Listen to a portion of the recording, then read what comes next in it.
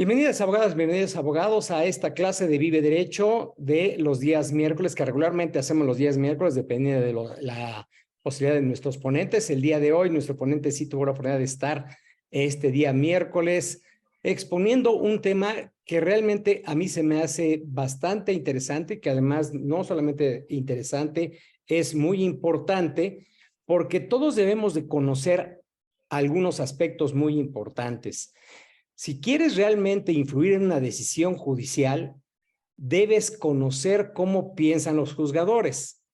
En este sentido, al margen de que evidentemente los sistemas de influencia que tenemos nosotros los abogados, como es la argumentación jurídica y las técnicas de manejo de pruebas son importantes porque todo lo que digas debe ser probado, es muy importante cómo realmente ellos visualizan todas las controversias. Y por eso me di la oportunidad de invitar a nuestro ponente del día de hoy, quien es un extraordinario ponente porque tiene muchísimos años de experiencia en el ámbito jurisdiccional, prácticamente desde los 24 años está como servidor público dentro del Poder Judicial de la Federación y pues ha tenido una trayectoria muy vasta como juzgador actualmente. Para esto me voy a permitir leer el currículum, un resumen curricular del magistrado José César Flores Rodríguez.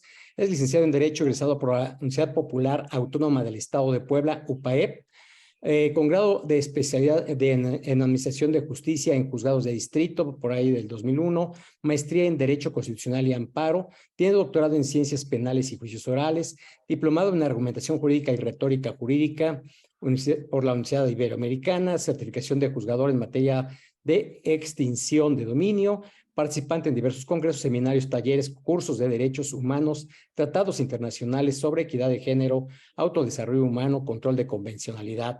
Ha tenido diversos reconocimientos, premios y distinciones, como la Cruz Forjada, que alcanzó en la licenciatura al alcanzar el promedio de calificación de 10, no cualquiera lo hace. Tiene adicionalmente la mención honorífica en el examen profesional sustentado para obtener la licenciatura en Derecho y el premio al saber, reconocimiento que otorga la Asociación de Ingenieros Mecánicos y Electricistas al estudiante del país que obtiene el mejor promedio durante su carrera universitaria. Dentro de las actividades profesionales ha sido juez de distrito en el Juzgado Segundo de Distrito de Procesos Penales del Distrito Federal, magistrado de circuito del Segundo Tribunal Unitario en Materia Civil y Administrativa del Primer Circuito, magistrado de circuito en el Quinto Tribunal Colegiado en Materia Civil del Primer Circuito, magistrado de circuito en el Tribunal Unitario del 28º Circuito de Tlaxcala y magistrado de circuito en el Primer Tribunal Unitario del Sexto Circuito con residencia en San Andrés Cholula. Y bueno, él va a explicar exactamente, va a estar en el proceso ya no de ser magistrado unitario, sino magistrado ya colegiado. Bueno, pero ese tema se lo voy a dejar a él, que primero, pues obviamente nos dé su ponencia específica y seguramente va a tocar algunos temas importantes de interés a todos nosotros. Pongan mucha atención porque les reitero, siempre es muy importante que todos nosotros como abogados conozcamos la forma de pensar de los juzgadores y específicamente el día de hoy vamos a conocer pues los retos que tiene en la actualidad todos los juzgadores al emitir sus sentencias. Mi querido César, ahora sí puedes tener ya el micrófono y cámara abierta para que estemos pendientes. Solamente le pido a todos, a toda la audiencia que nos hagan el favor de tener cerrados o apagados sus micrófonos. En la parte inferior izquierda deben ahí, donde aparece el micrófono, le den clic que aparezca la rayita para que siempre esté apagado su micrófono. Y después de su exposición, todos los presentes vamos a tener la oportunidad de conversar con él, porque este va a ser una charla que, si bien es cierto, son dentro del marco de Vive Derecho, tendremos la oportunidad de tener una charla. Esto es preguntarle al ponente lo que ustedes dentro de la que él explique, pues algún tema. Adelante. Gracias, querido George. Pues bueno, primero agradecerte mucho la discusión y haberme invitado a este programa que me parece que está lleno de retos. Y justamente hoy vamos a tener en la charla uno de los retos actuales que nos van a sentir.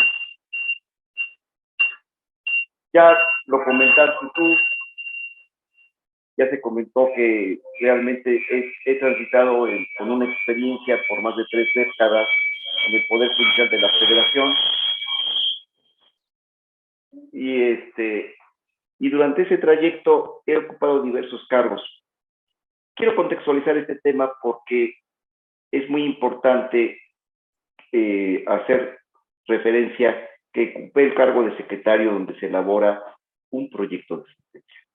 Y posteriormente, en mi calidad de juzgador, pues prácticamente ya revisaba yo esas sentencias, seguía yo dictando sentencias, y bueno, durante ese trayecto he podido percibir una serie de problemas que se enfrentan no solamente los juzgadores federales, sino en general todos los tribunales del país, ya sea federales o del orden común. Antes de abordar lo correspondiente a esos problemas que actualmente enfrenta una sentencia, me parece útil poner de relieve cuál es la función o la finalidad de una sentencia. A ver, las partes instauran e inician una instancia de cualquier naturaleza, puede ser civil, mercantil, podríamos estar hablando de un procedimiento penal, un juicio de amparo, un juicio agrario, etcétera, con la aspiración de que en una sentencia, de que después de proseguido el procedimiento correspondiente, se pueda dictar una sentencia en la que finalmente se decida, se declare, se reconozca, se restaure un derecho que se ha estimado desconocido o que han estimado vulnerado.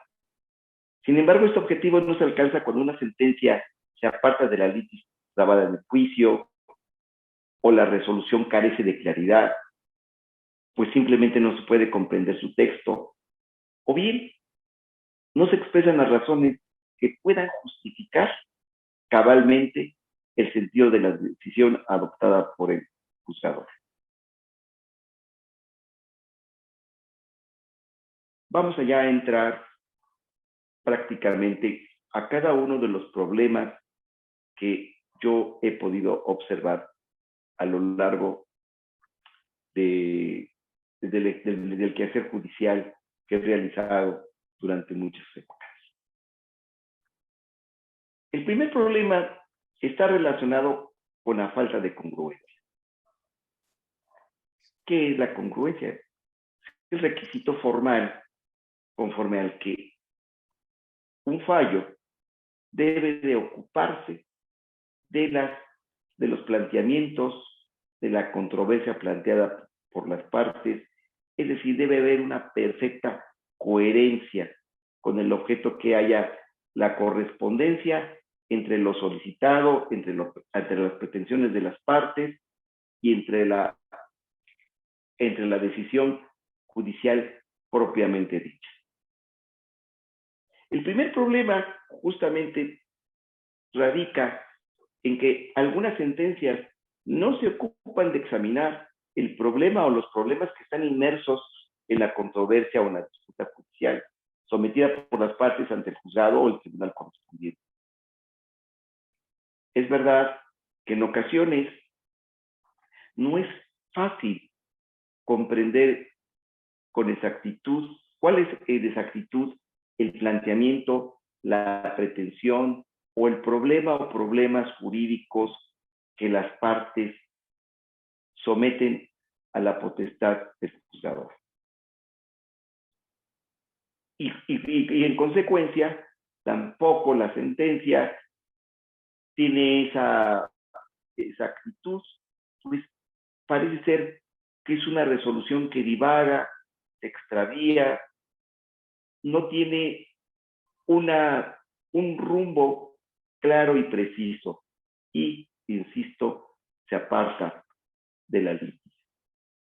Ahora, en este tema de la congruencia es pertinente tener presente que en una disputa, en una contienda judicial, se pueden presentar problemas de dos diferentes naturales. Uno, problemas de hecho, y otros, los problemas de derecho.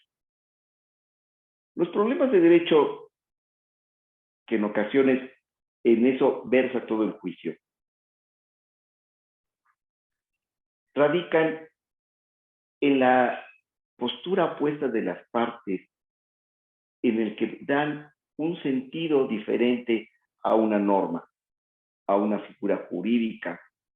Tienen una concepción totalmente antagónica y discrepante. No se trata prácticamente de hacer una apreciación de un hecho, de un escenario fáctico, sino más bien de desentrañar el alcance, el verdadero significado o la aplicabilidad que pueda tener una norma en un determinado asunto. Los problemas de derecho generalmente se solucionan a través de herramientas o instrumentos de interpretación de la norma, y aunque no es materia de la charla, pero básicamente podríamos identificar que existen interpretaciones gramaticales, filológicas, sistemáticas, históricas, topográficas, en fin, hay una serie de instrumentos hermenéuticos que nos permiten encontrar esa solución al problema de derecho. Los problemas de hecho, generalmente, o más bien, de manera esencial, residen en un conflicto que se materializa en que alguna de las partes hace una afirmación de que aconteció alguna circunstancia en cierto tiempo, lugar o modo, y otra dice lo contrario. De tal manera que de aquí lo que se trata de resolver es una apreciación de esos panoramas fácticos a la luz de las pruebas que pudieran aportar las partes o que pudiera allegarse en ciertos casos el propio juzgador cuando así una legislación lo permite.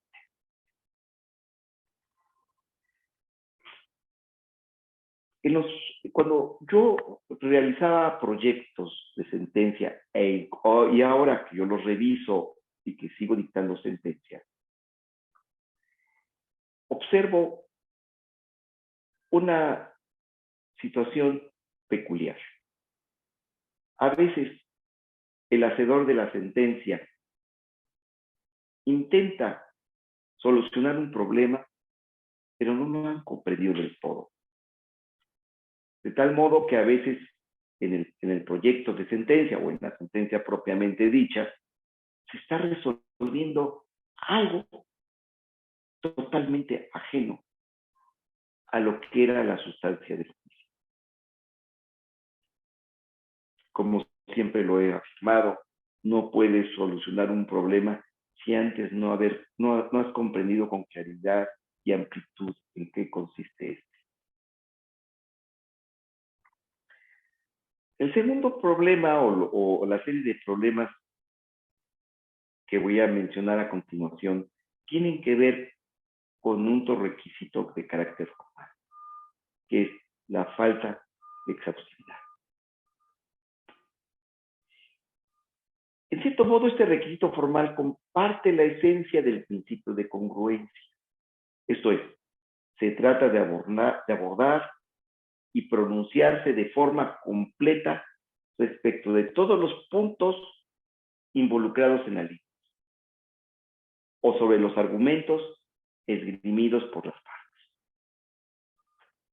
En ese sentido, no debe perderse de vista que existen aspectos o problemas jurídicos que son de carácter principal y otros son de orden secundario o subordinado o accesorio inclusive.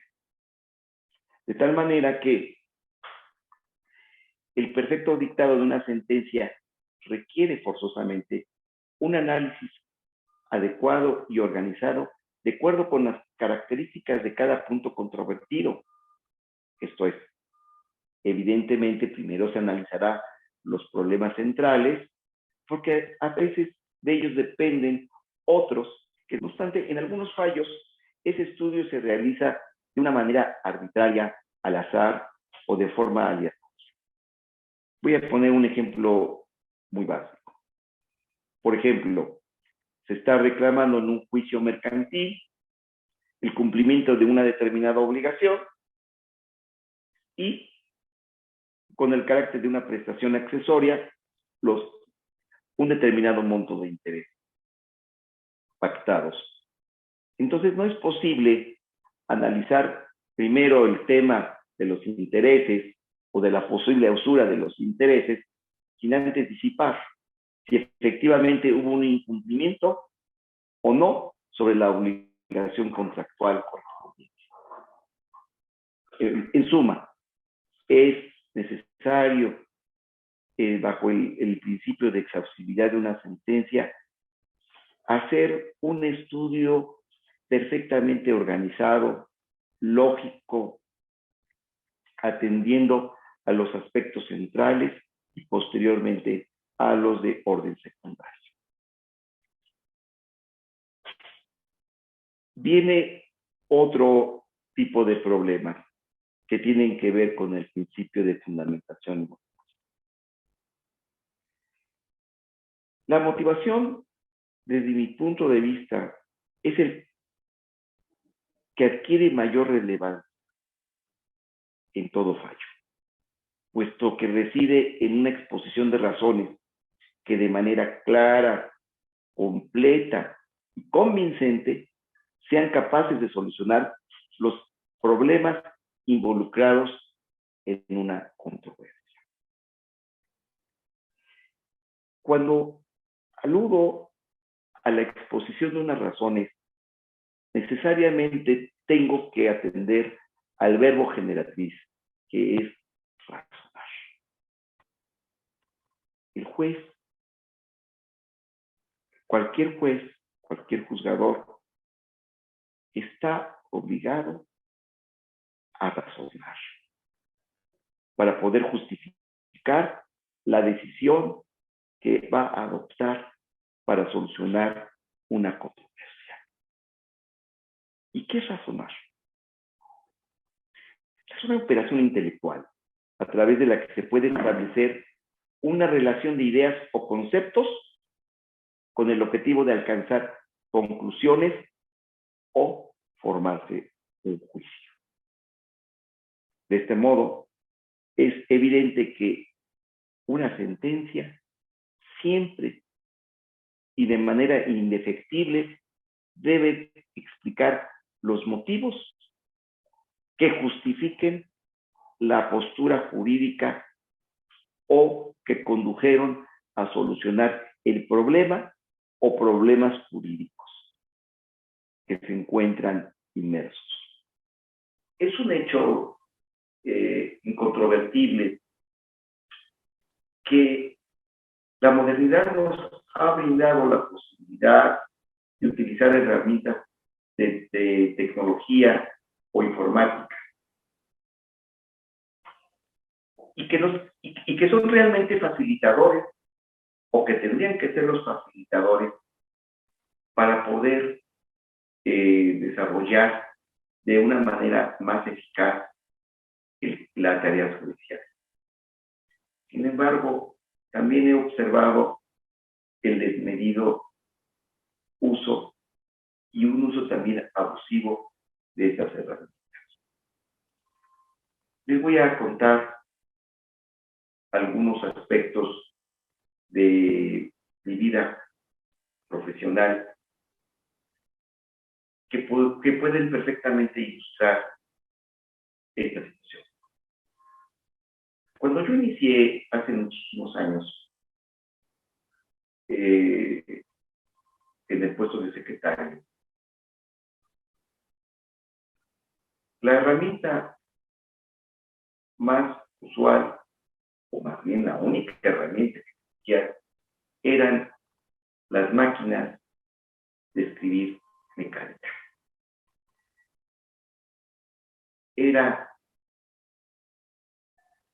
un trabajo arduo para aquellos que utilizaban ese poder de máquina, porque si había una equivocación, habría que repetir toda la hoja. Recuerdo muy bien que uno tenía que hacer sus notas y ya que hacía un bosquejo, un ensayo, un borrador sobre cuál iba a ser el contenido de una sentencia o del proyecto de sentencia, uno ya se atrevía ya sea a escribir personalmente o a hacer el dictado. Esto significaba que había que ahorrar tiempo, había que ahorrar materiales y había que hacer un esfuerzo importante para tratar de hacer un texto claro, conciso y razonado, porque podría ser tan breve que se visibilizaban fácilmente si había errores o pseudo-razonamientos o si había deficiencias en la redacción o si había falta de claridad. En aquel entonces recuerdo que había una pequeña habitación, o más bien una habitación de algunas dimensiones importantes, donde estaban organizados todos los tomos del apéndice semanario de la Federación. Cuando se tenía que encontrar un criterio, tenía uno que quitarse el saco, tenía uno que doblarse las mangas de la camisa, tenía uno que subirse a un banquito para poder alcanzar cada uno de los tomos que pudiera uno para poder consultarlos con la esperanza de que allí podíamos encontrar el criterio, la tesis adecuada. Esto implicaba pues un trabajo adicional, un tiempo que había que invertir, inclusive a veces se llenaba uno de polvo, les tiraba uno el polvo que había en esos tomos, que a veces ya eran muy, muy añejos. Y uno tenía el cuidado de seleccionar el criterio, la tesis, la jurisprudencia perfectamente aplicable. ¿Por qué? Porque había que transcribirla en la máquina de escribir. Y entonces, eso implicaba mayor tiempo si uno elegía 10 jurisprudencias al azar, porque no iba a uno a tener el tiempo ni la dedicación para poder estar escribiendo uno a uno de esos criterios. Con todas las incomodidades que presentaba esa forma de trabajo, con esas dificultades que ofrecía, había una cosa que podría ser muy rescatada. ¿Cuál era? Que tenía uno que ser muy escrupuloso en discriminar la información que no era relevante, tenía uno que ser escrupuloso en elegir los contenidos de relevancia y tenía uno que también pensar, reflexionar sobre la solución apropiada para el asunto. A mediados de los 90, quizá en el 94, 95, no lo recuerdo con exactitud, pues ingresó el uso de la internet. En realidad fue, como lo dije antes, un gran facilitador porque nos ponía al alcance una información más sencilla. Las herramientas de búsqueda eran abreviaban muchísimos tiempos, a diferencia de las fórmulas de trabajo que comentaba anteriormente. En fin. Pero lejos de ser unos facilitadores, nos produjo un estado de falsa comodidad. Ahora es fácil la búsqueda, por ejemplo, de las tesis, de los criterios, de las jurisprudencias, porque simplemente pudiendo encontrar algunas claves de búsqueda, se despliega una información básica. Y como ahora no tenemos que transcribir, simplemente la copiamos y la plasmamos.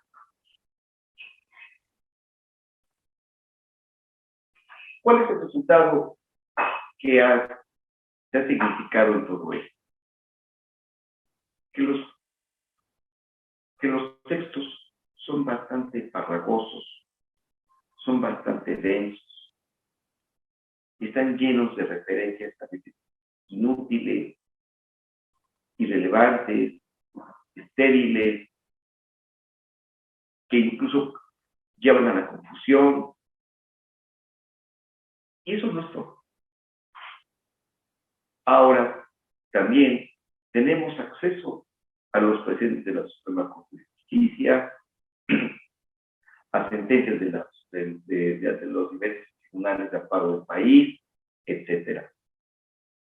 Y ahora el secretario, que es el encargado de realizar un estudio para proponerlo,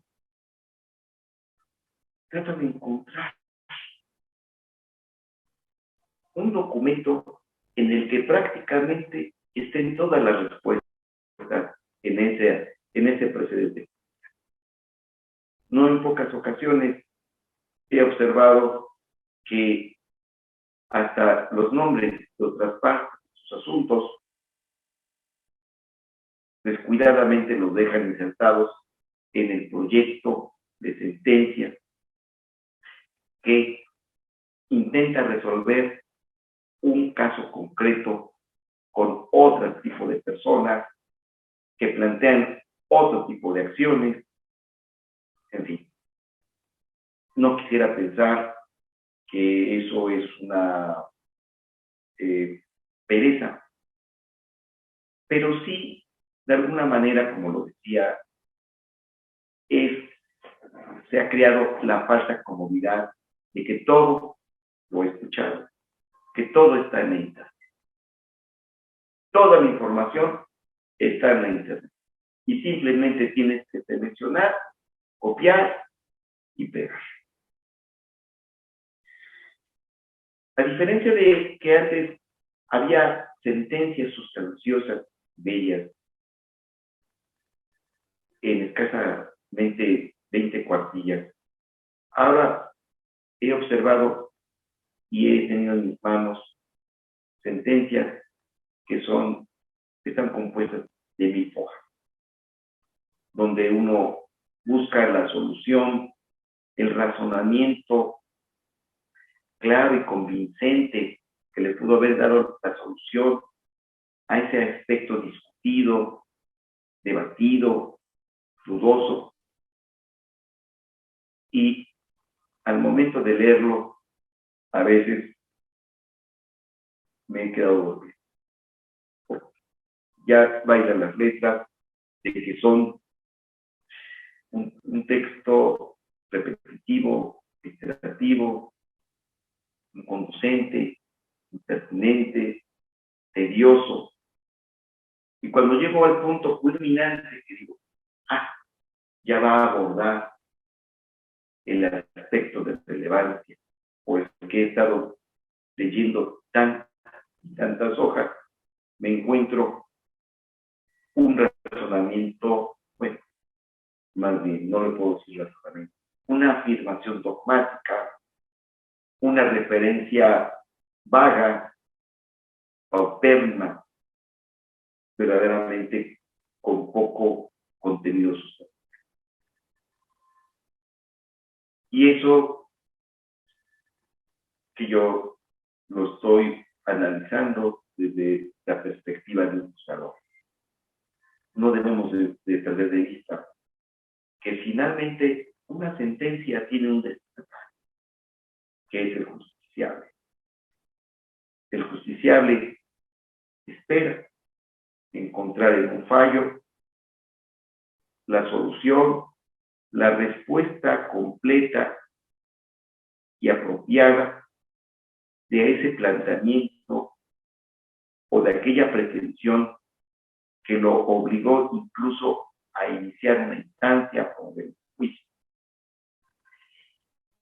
Y se lleva la sorpresa que ni siquiera esa resolución, esa sentencia es clara, es ininteligible, es escasa, se apartó de la controversia propiamente planteada, y entonces no cumple su misión, no cumple el cometido que debe tener toda sentencia, que es solucionar los problemas jurídicos.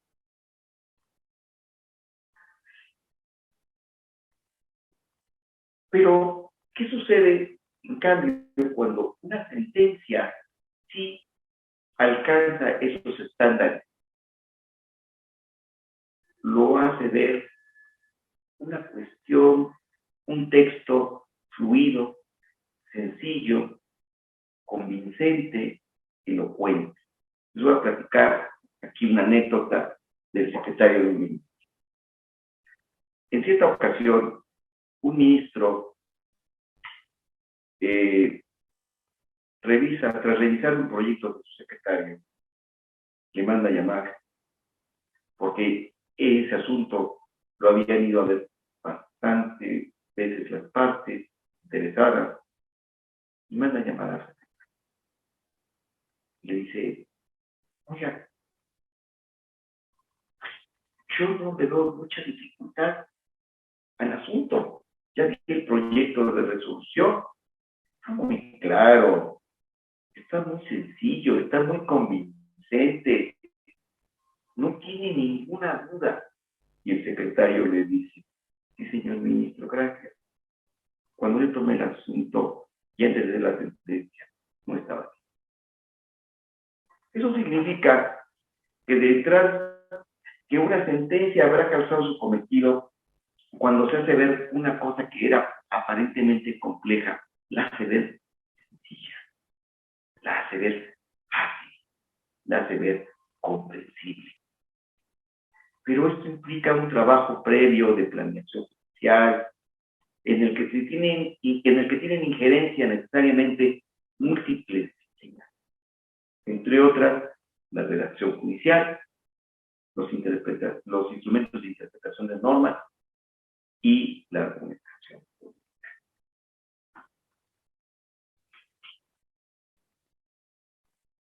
La redacción judicial, en el quehacer judicial, tiene una innegable importancia. En alguna ocasión, cuando yo formaba parte del claustro de la Judicatura Federal de Central en la Ciudad de México, amablemente me pidieron mi opinión sobre cuáles serían las materias para preparar a un secretario.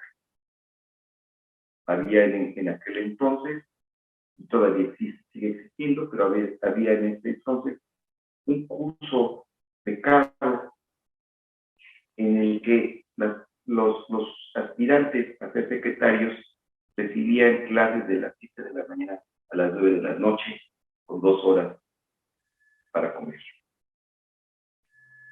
Y el director del Instituto de la Judicatura Federal, que yo fui su secretario en algún tiempo, hace muchos años, y me conocía, me preguntó: oye, César, Tú que fuiste durante muchos años secretario y ahora eres juzgador, ¿tú qué piensas? ¿Qué materias crees que pudieran ser útiles a un futuro secretario? ¿Qué sucedió en ese entonces? Hubo algunas voces que decían, pero ¿cómo va a ser posible implementar, influir en el programa de la acción judicial? Esto no es importante. Es importante que incorporen un curso de derecho procesal, de derecho procesal constitucional, de inconstitucionalidad de leyes, pero redacción judicial, ¿cómo para qué? Yo escuchaba esas personas y verdaderamente me apenaba sus conceptos, porque me parecían erróneos. Alguna ocasión sí, alguno de ellos sí le comenté algo como esto.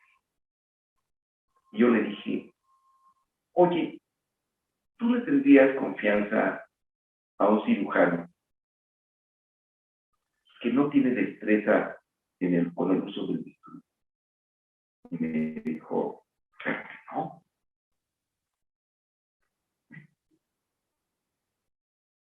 Tú puedes tenerle entonces confianza a una persona que su instrumento principal es el lenguaje. Y si no utiliza adecuadamente el lenguaje, justamente no le puede merecer igual desconfianza que al cirujano que no tiene destreza con el instrumento. Y es tan importante la redacción judicial que, aunque estamos ciertos de que la tendencia futura es el discurso oral, pero jamás se van a extinguir las resoluciones.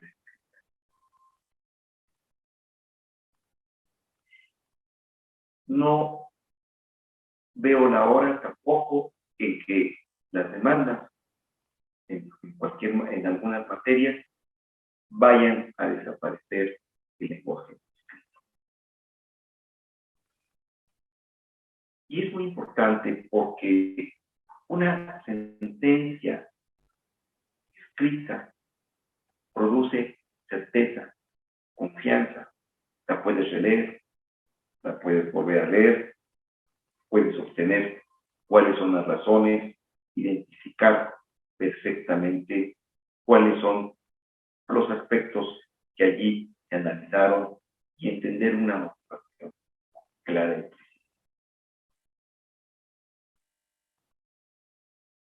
Es una realidad que algunas personas tienen mayor facilidad en un discurso oral y otras tienen mayor facilidad en un discurso escrito. Y me parece que sí tiene diferencias el discurso oral y el discurso escrito, pero no tendrían que ser grandes diferencias.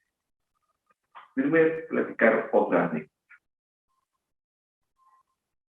Un magistrado que acaba de jubilarse, Leonel Castillo, que fue presidente del Tribunal Electoral en la época que se resolvió el diferéndum cuando López Obrador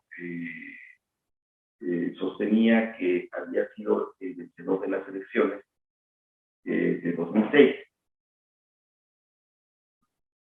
Nos platicaba que en cierto día mandó a llamar a un secretario porque el proyecto de sentencia simplemente no se comprendía. Estaba mal redactado, tenía muchos vicios en su elaboración, producía oscuridad, en fin. Entonces lo manda a llamar y le dice, señor secretario, no comprendo muy bien el asunto. Y entonces, el secretario, de una manera impecable, empezó a hacer los planteamientos orales. Y dijo, está muy sencillo, el asunto se remonta a tal tiempo y empieza a hacer una disertación clara y elocuente. Y el magistrado dice, caray, qué bárbaro, ya entendí todo. Y le dice a su secretario, y todo eso que me está usted platicando, ¿por qué no lo plasmó en ese documento? Y sí,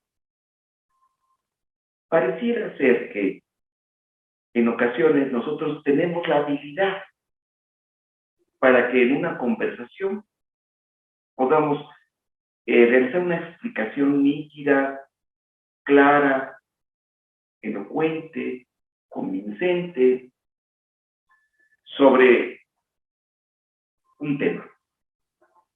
Pero las dificultades están a la hora de plasmarlo. Me parece que esa disidencia o esa aparente contradicción humana, según mi experiencia, está en que perdemos de vista que una sentencia es una operación intelectual. Es, más bien, es producto de una serie de operaciones intelectuales, en el que tiene su punto de origen en la comprensión de un problema, posteriormente en la búsqueda de las alternativas o las diferentes alternativas o gama de alternativas para solucionar el problema, posteriormente tratar de cotejar si la solución elegida es la adecuada a través de el texto de unas normas, a través de una doctrina académica, una doctrina jurisprudencial. Y después de hacer esas deliberaciones, esas reflexiones, y discurrir dentro de los pensamientos, el juzgador elige, el juzgador o cualquier operador jurídico elige cuál es la solución adecuada. No con poca razón, algunos teóricos de la argumentación sostienen con acierto que una sentencia nace en el intelecto. Y solamente la versión escrita, el documento, viene siendo esa versión escrita de esa decisión que se ha previamente discernido. ¿Qué sucede? ¿Cuál es uno de los vicios que encuentro actualmente? Las personas saben que tienen que ser texto, pero no aportan esos procesos intelectuales necesarios, deliberatorios y respectivos para poder adoptar las acciones. ¿Y qué empiezan a hacer? Empiezan a escribir. Justamente cuando uno encuentra proyectos de sentencia o sentencias ya formales, en las que fácilmente son advertibles referencias que son ajenas al asunto. ¿Por qué? Porque seguramente fue copia de otro texto, donde se está discutiendo una cuestión que allí es ajena y que probablemente fue debatida en otro expediente. Cuando a veces, tras una reflexión de los problemas jurídicos, uno encuentra que la solución es práctica, a veces con con el uso del sentido común, a través de un recto raciocinio, de un principio lógico.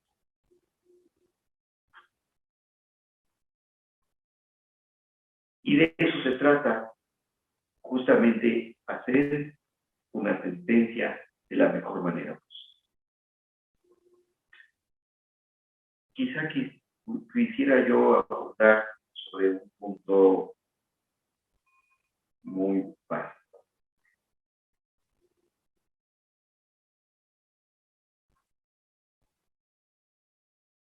A veces las personas, y sobre las personas en general, cualquier operador jurídico, no solamente los usadores, supone que hacer muchos planteamientos, llenar de hojas, llenar de palabras muchas hojas, eso les va a conducir a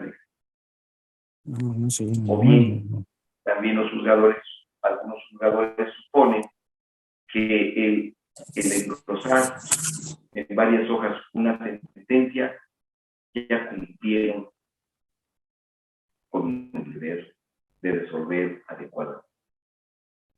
Y eso es un graso error. Y si me viene a la mente otra vez,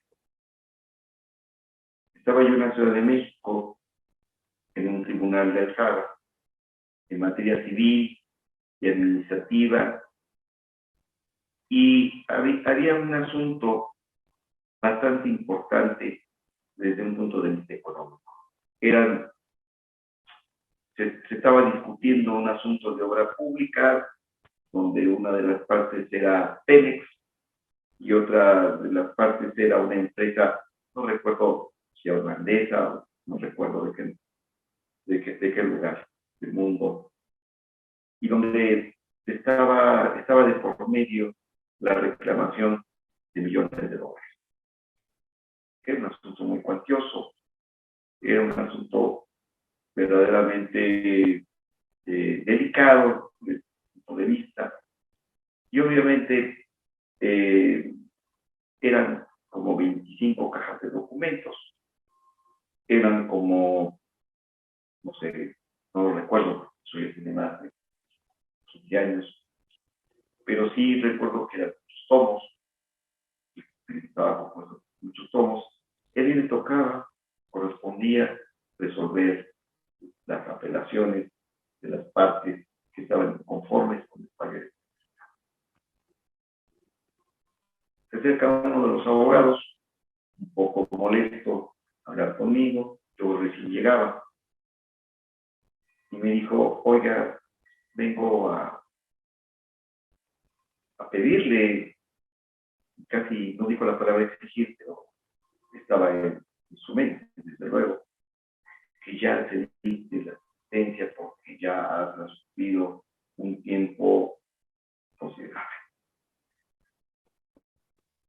Mandé a traer el expediente para empaparme como estaba, y pude advertir que por lo menos uno de los escritos de apelación estaba compuesto por 400 hojas y el otro por 1200. Y yo le dije: mire, ya entiendo por qué no se ha prolongado un poco el tiempo para el dictado de esta sentencia, pues veo que es un asunto bastante voluminoso, donde hay los escritos de apelación que son bastante extensos. Y me dijo algo como esto: mire, no se preocupe, la solución, el problema es muy sencillo y se resume en este par de hojas que aquí le traigo a usted en este memorando. Por eso no entiendo por qué se ha tardado tanto el asunto, si está muy sencillo. Y dije: acá, de verdad, en ese momento ojeé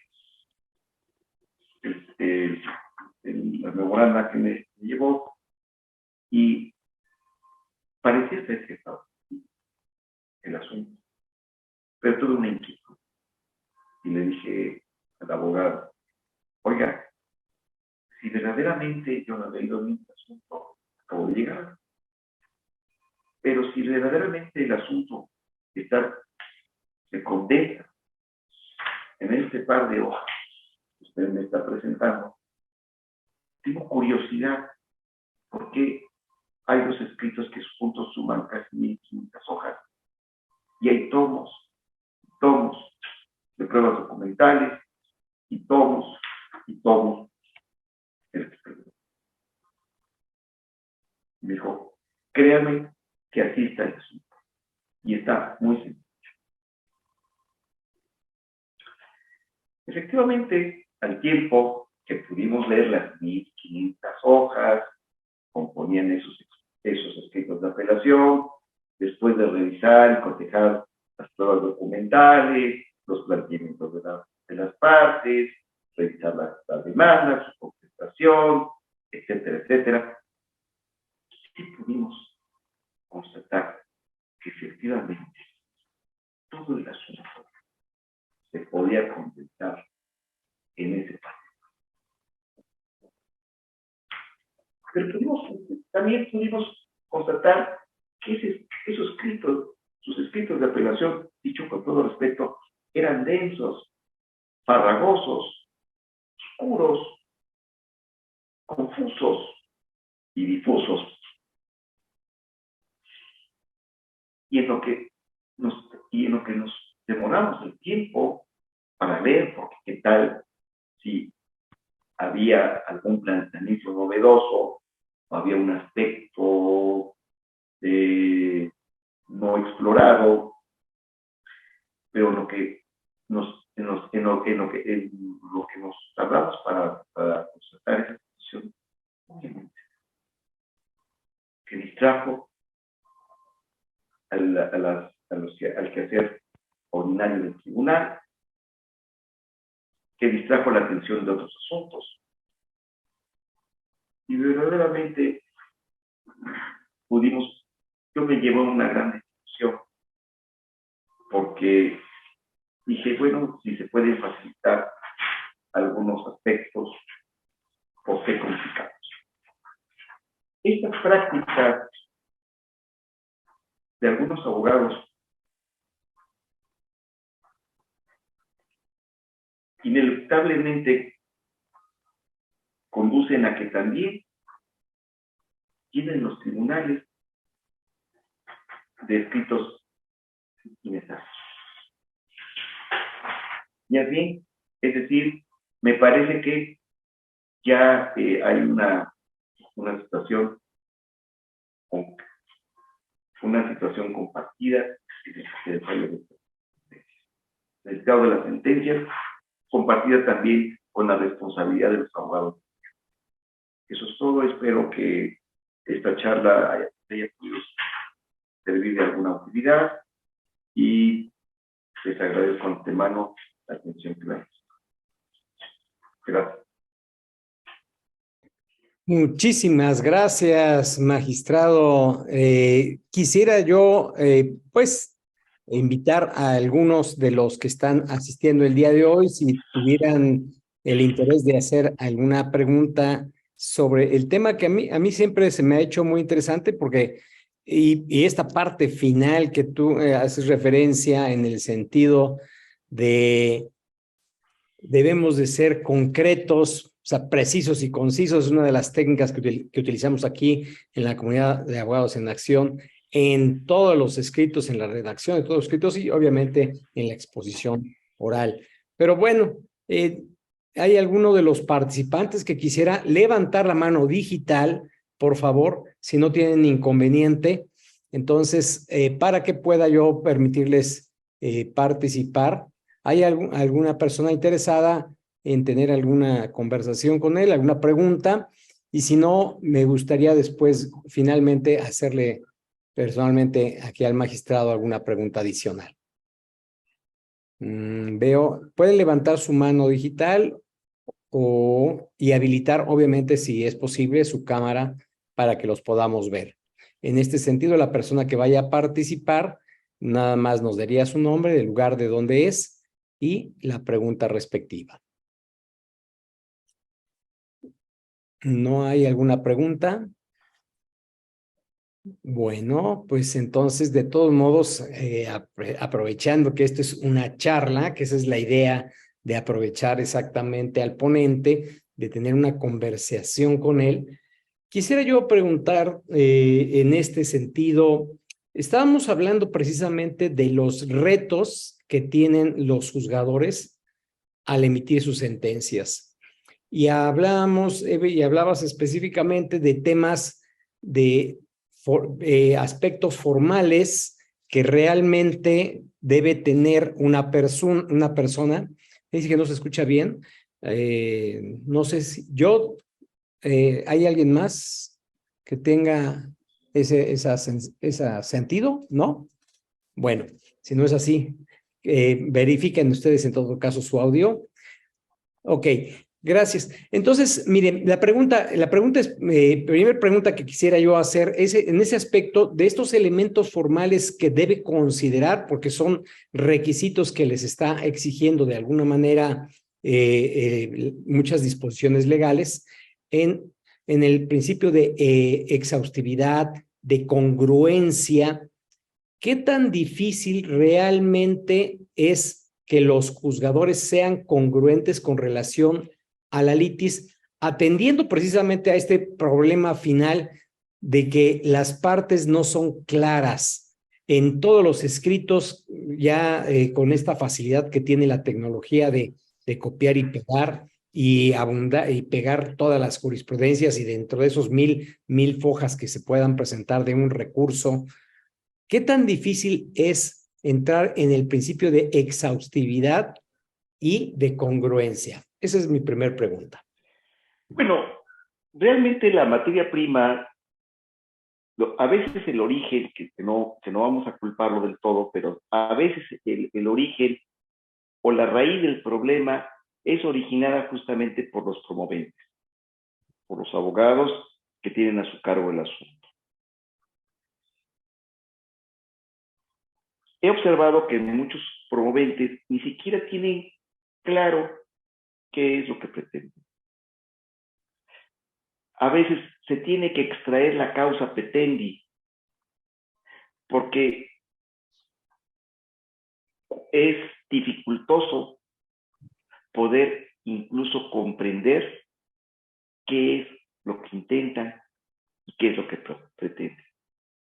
Sus escritos, como el que ya mencionaba, están llenos de referencias inútiles, está lleno de una información que no es nada atinente, e inclusive en el caso de contestaciones de demanda, por ejemplo, he observado que además de la excepción de oscuridad, de inepto libelo, de plus peticio, pues yo creo que se inventan la excepción de, se le podría llamar un nombre, se le podría denominar de alguna manera, sería la excepción de pues más vale, o la excepción de por si acaso, o la excepción de no está por demás, la excepción de, pues lo repito 5 veces para ver si en cuál pega, en fin.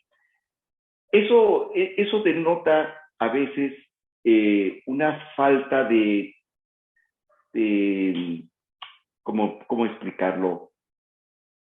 De enfoque sobre, sobre su pretensión.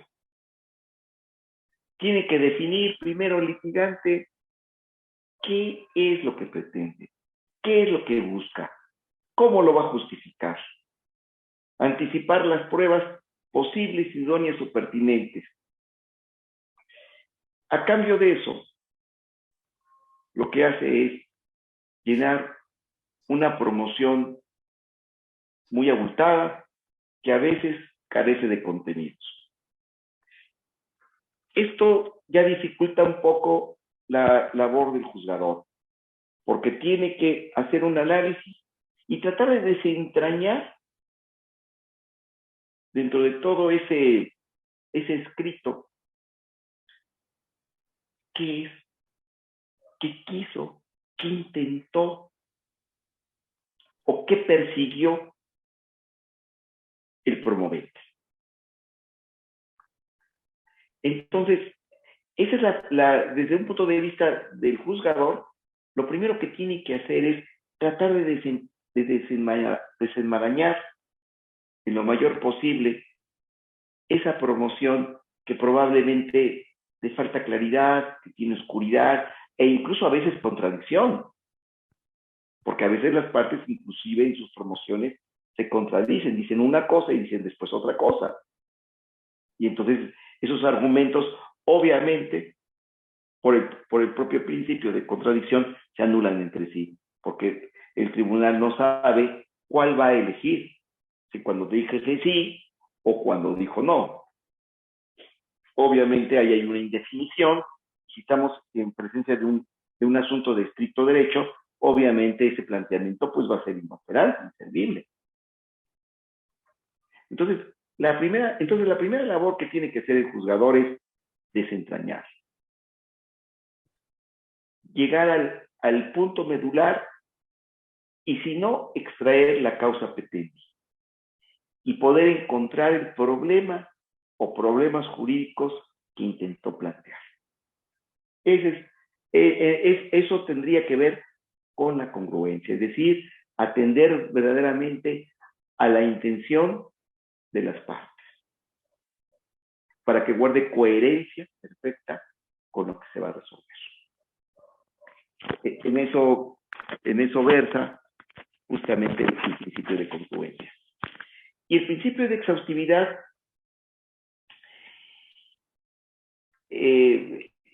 tiene el reto de tratar de encontrar las diferentes pretensiones, enumerarlas, organizarlas, darles un orden lógico para poder atender de una manera completa y que no quede la omisión de una de ellas.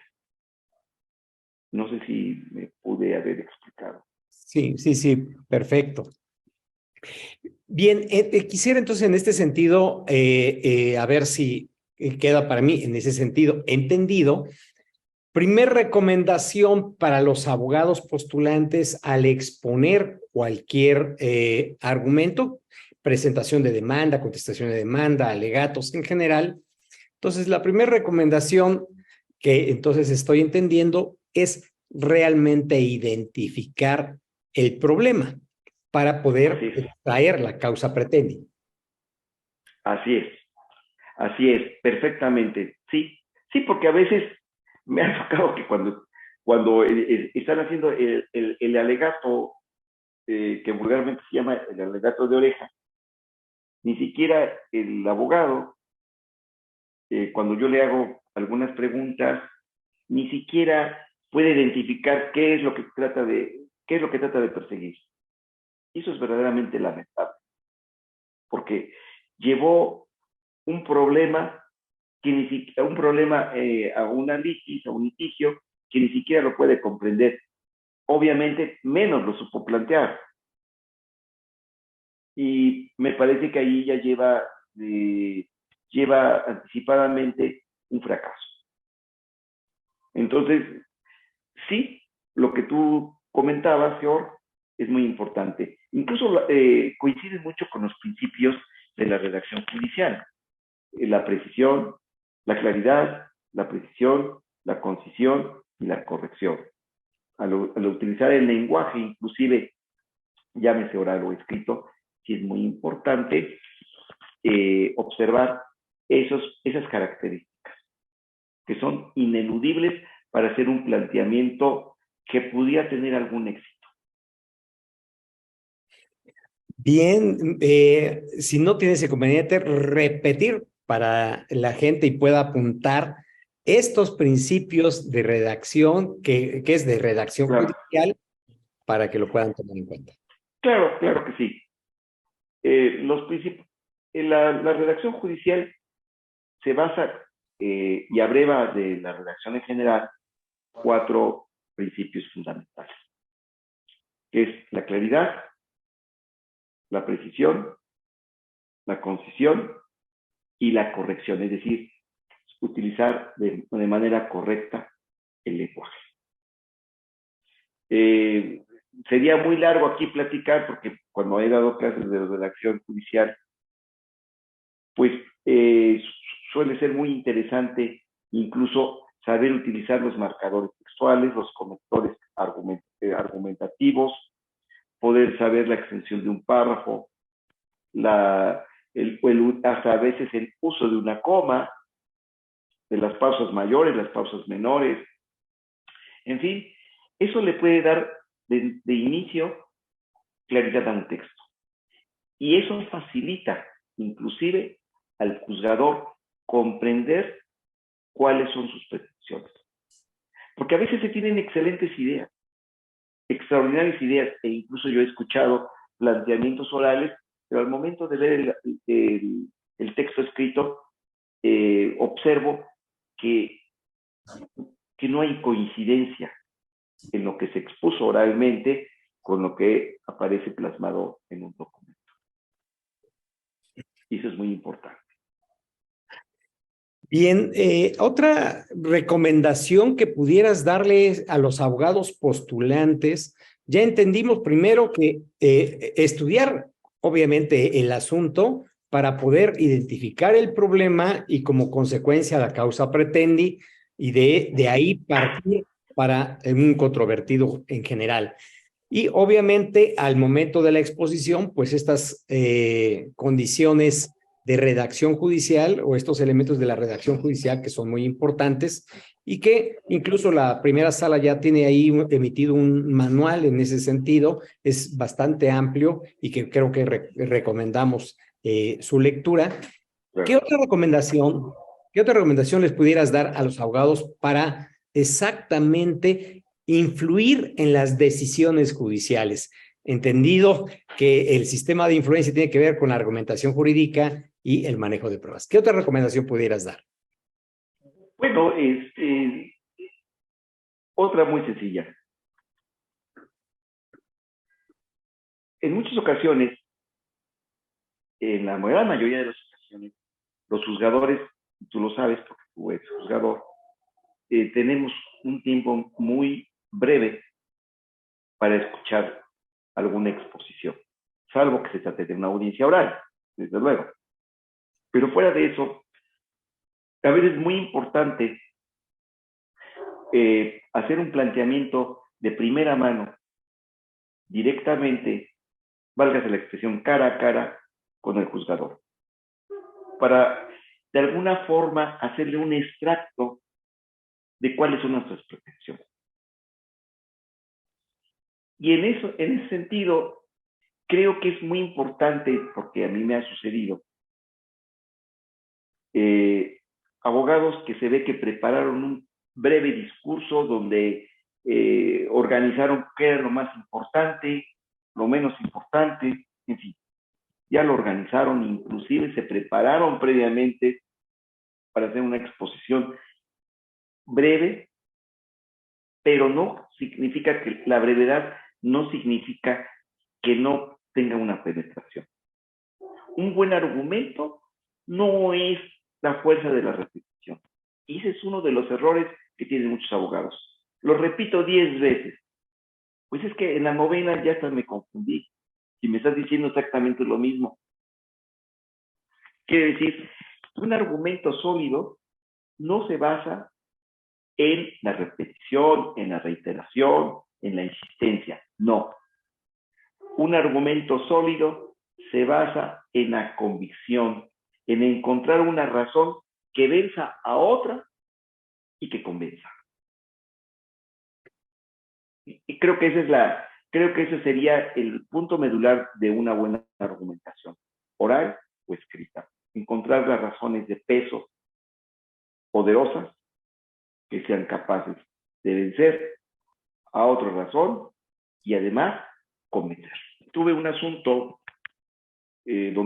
cuando era yo juzgador, donde se juzgó a un expresidente de la República y llegó uno de los abogados, era las 3 de la mañana porque se estaba corriendo un término y pidió hablar conmigo a esa hora. Dijo, sabe que está corriendo el término, yo sé que usted está apurado, pero no le distraigo más de 10 minutos para hacerle mis planteamientos.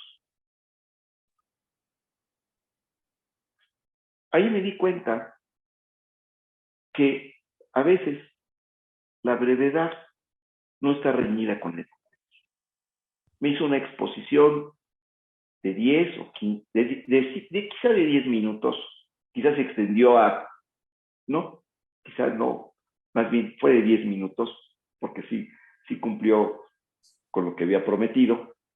Me llevó un pequeño texto y me hizo una exposición ágil, clara, concisa y verdaderamente profunda, categórica, que me hizo reflexionar sobre algunos aspectos que finalmente gravitaron en su decisión, en la decisión judicial. Esa es una de las anécdotas que yo puedo platicar de ese abogado capaz de transmitir razones sólidas, en pocas palabras, pero, insisto, sin mermar la profundidad y la fuerza de sus argumentos. Y me gustó mucho una frase que él utilizó al presentar. Voy a ser breve para tratar de persuadirlo de su decisión. Así inició su discurso. Voy a ser breve para tratar de persuadirlo de su decisión. Obviamente, la argumentación que utiliza un abogado tiene ese efecto persuasivo. Trata de convencer. Y me hizo un planteamiento perfectamente organizado. Llevaba una pequeña pizarra para que no se le olvidara las cosas. Y esquemáticamente me fue explicando los puntos muy esenciales, muy básicos de lo que él pretendía. Entonces, también aprendí que en ese entonces, aprendí que para poder ser elocuente no se requiere estar repitiendo exactamente las mismas frases, estar insistiendo en los mismos temas, como creo que ahorita yo lo estoy haciendo. No, estás muy bien. Quisiera también, ya entonces hablamos del tema de estudio, de preparación previa, de poder identificar el problema, de la exposición oral o escrita, el manejo de la redacción. Y ahora otro tema que tiene que ver con la influencia en las decisiones judiciales. Claro. El manejo de pruebas, el manejo de pruebas. Todo lo que uno pueda decir puede ser muy elegante, muy bonito, tal vez muy preciso, muy conciso, pero tal vez no tenga la contundencia porque finalmente en el manejo de pruebas no somos eficaces. ¿Qué recomendación puedes dar exactamente a los abogados para que las pruebas puedan ser eficaces? Bueno, desde luego la idoneidad o la pertinencia de la prueba sí depende forzosa y necesariamente de la naturaleza del asunto y de los aspectos que se persiguen demostrar. Ese es el primer aspecto básico y presupuesto ineludible que cualquier abogado debe de identificar. ¿Qué voy a decir y qué puedo probar? Ahora, a partir de eso se busca la pertinencia de las pruebas y la idoneidad. Eso significa que no todas las pruebas son idóneas para demostrar una situación en particular. Por ejemplo, la relación en un juicio de paternidad, pues nos queda claro que la prueba por excelencia sería una pericial en ADN, por citar un ejemplo. Un tema hay una discusión de un linderos o de una superficie, de un terreno que quizás está encimándose a otro y hay un conflicto sobre esos límites, pues naturalmente pues estamos hablando de una prueba especial también, en geografía, en ingeniería, etcétera, agrimensura, no sé. en temas de carácter familiar, ¿no? Una disputa de, no lo sé, una revocación de una convivencia familiar, porque exista una mala influencia de alguno de los padres, pues obviamente la prueba idónea será excluyendo la declaración del menor en tutela del interés superior del niño, tendría que ser la testimonial. Y aquí en la testimonial, la pertinencia o la idoneidad se rompen ciertos esquemas sobre si hay tachas sobre testigos parientes, porque obviamente al estar implicados algunos temas de carácter de proximidad y de parentesco, naturalmente los testigos que en ocasiones son los que presencian esos sucesos de relevancia son familiares. Y entonces, por el estilo, tendríamos que ir identificando cada uno de los hechos para poder y también elegir adecuadamente una prueba. Ahora, ya nada más un comentario. A veces se tiene la percepción errónea de que una prueba puede ser eficaz en función de su calidad. Y eso no sucede. Voy a poner un ejemplo verdaderamente muy básico, pero para poder ilustrar lo que estoy comentando. Sabemos que existen copias certificadas del registro civil. Y eso, por su confección, por el funcionario que las expide, tienen la cualidad de un documento público. Y en muchas legislaciones, un documento público, dice las reglas de tasación valorativa, merece prueba. Y entonces, muchas ocasiones me he encontrado que dicen, bueno, pues exhibí un documento público y entonces tiene el valor suficiente para demostrar mi pretensión. Y son dos conceptos erróneos. A ver, la prueba en sí misma, que es un documento público, intrínsecamente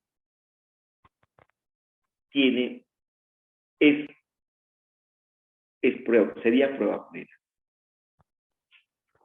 Pero esa calidad no significa que tenga la fuerza demostrativa para demostrar un hecho. Estás exhibiendo un acta de nacimiento, que es evidentemente un documento público, para demostrar un problema de linderos. Entonces, ya no guarda pertinencia. Tendrá intrínsecamente el valor de un documento público, pero no tiene la pertinencia o la fuerza demostrativa para demostrar un tema que es de naturaleza técnica. Entonces, sí, ¿cuál sería mi consejo? Saber elegir bien el tipo de pruebas conforme a los hechos que se trata de demostrar. Y otro consejo, también no llenar de pruebas innecesarias el expediente. A ver, existe ya un hecho que la otra parte ya confesó, que hay un reconocimiento expreso, y obviamente ese hecho ya está fuera de la litis, está reconocido. Ya no te esfuerces mucho por estar ofreciendo pruebas sobreabundantes sobre un aspecto que ya no está ni siquiera sujeto a discusión. No sé si pude... No, extraordinario.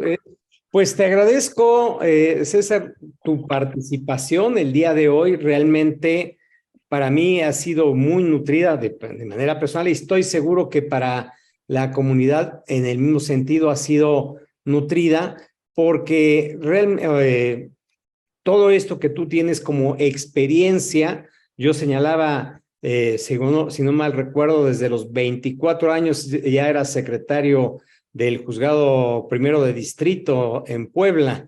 Así es que, sí, así que pues ya pasaron algunos ayeres y esa experiencia que has tenido desde ser secretario hasta el día de hoy como magistrado, pues te ha permitido tener una visualización muy importante. Has tenido, ya señalaste uno de los casos trascendentes que tuviste como juez en la Ciudad de México, y bueno, eso te permite realmente tener un panorama de experiencia y que ahora nos compartes a todos nosotros. Realmente yo me quedo muy agradecido con tu participación y pues me gustaría comprometerte el próximo año igualmente en alguna plática sobre estos temas que tú ya pues dominas bastante bien y que realmente son muy provechosos para la comunidad. Hay que recordar, bueno, y quiero recordarte, ya habíamos platicado que nuestra misión aquí en Abogados en Acción es transformar licenciados en Derecho en profesionales jurídicos de excelencia y con sentido social. Y para lograr la excelencia, como Luis Vigo lo refiere, es buscar la parte de la ética profesional. Y en este contexto, pues ya dio algunos tips que realmente son técnicas de litigación, pero siempre también encuadradas con este aspecto importante de la deontología jurídica. Si tu trabajo profesional no lo haces con ética profesional, no vas a tener el éxito y el impacto que realmente se necesita. Si tú realmente quieres monetizar tus servicios, la mejor recomendación es la que se da de boca en boca. No hay publicidad que pueda impactar tanto como la que impacta cuando alguien te recomienda. La mayor parte de tu clientela que realmente va a estar constante contigo es la que te recomienda. Por eso el trabajo profesional y ético es muy profesional, muy importante. Y la ética no tiene que ver nada más directamente con tu cliente, sino también con el trabajo que tú expones con el juzgador, cómo lo tratas y cómo hablas de él con relación a tu cliente. Y esto es muy importante. Y bueno, hay muchos otros aspectos. Si ustedes quieren conocer técnicas de litigación, tanto oral y escrita, como recuerden, los que no son parte de nuestra comunidad, tenemos un plan de entrenamiento llamado el abogado de resultados. Les compartimos cualquier pregunta o duda que tengan. En este momento les vamos a compartir exactamente en el chat nuestro número telefónico de chat de WhatsApp para que puedan contactarse ahí al 687-198-1719 para que podamos ponernos en contacto si realmente tienen interés de pulir sus técnicas de litigación y realmente argumentación jurídica, manejo de pruebas y marketing digital. Te agradezco, César. Aquí sí me gustaría que pues tú cerraras la sesión. ¿Alguna cosa? No, pues agradecerle a toda la comunidad. Te reconozco que les tratas de llevar contenidos sustanciales, de interés. No quiero pensar que mi exposición fue extraordinaria porque no me preguntaron, por el contrario, me preocupó un poco, pero me gustó que tú me hicieras esas preguntas que seguramente los demás también las tenían. Entonces, me voy complacido. Ojalá que haya podido ser provechoso, pueda aportarles alguna utilidad esta charla. Y obviamente, pues bueno, en una sola charla es difícil agotar todos los temas que uno quisiera. Redacción judicial, argumentación jurídica, planeación judicial, bueno, tantos temas que están ahí inmiscuidos en este quehacer jurídico diario. Muchísimas gracias, César, y pues gracias a todos por su presencia. Los esperamos la próxima semana en otra clase igualmente importante. Ahora vamos a entrar un poquito al tema que a todos les interesa, la cuestión monetaria. Digo, qué bonito que todos aprendamos, pero no se trata de que nada más tengamos los conocimientos acá y finalmente no los moneticemos. Entonces, vamos a tocar un poquito del tema del dinero electrónico, entonces, y que tiene que ver con el marketing digital también. Y recuerden que también tenemos un curso llamado El Abogado Digital y está relacionado, vinculado a ese aspecto. Muchísimas gracias, César. Muchísimas gracias a todos y los espero el próximo miércoles. Hasta Cuídate luego. mucho, George.